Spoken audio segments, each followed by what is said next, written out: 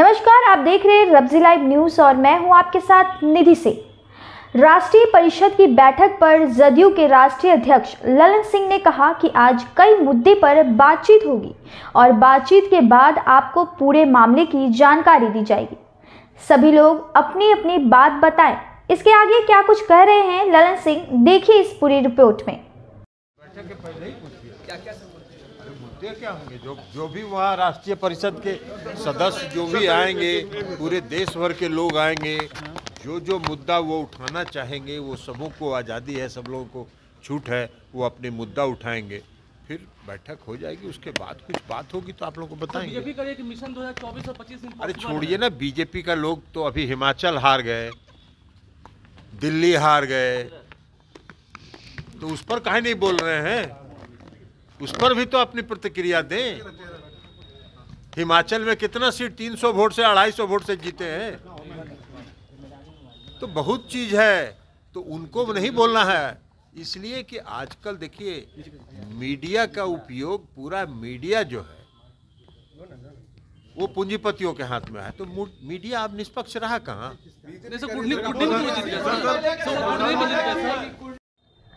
Janata Dal you संसदीय board के राष्ट्रीय अध्यक्ष उपेंद्र कुशवाहा ने कहा कि संगठन के चुनाव की समाप्ति को लेकर बैठक होगी।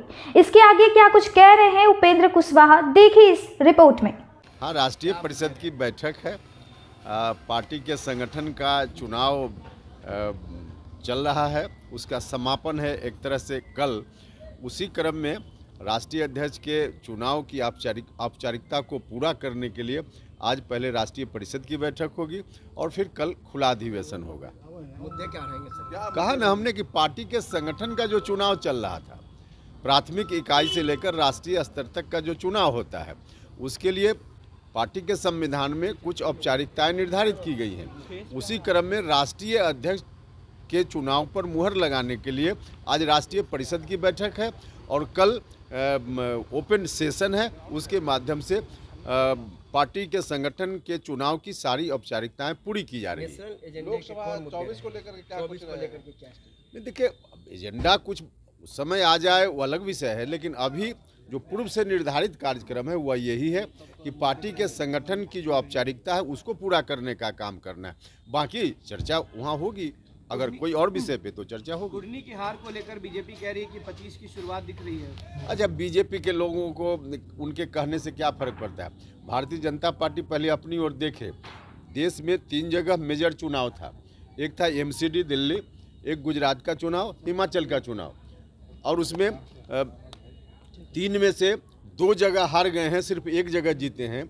जहां पहले से एमसीडी चुनाव में उन्हीं का था, वहां भी हार गए हैं और उसके बावजूद जश्न मना रहे हैं देश भर में बीजेपी के लोग।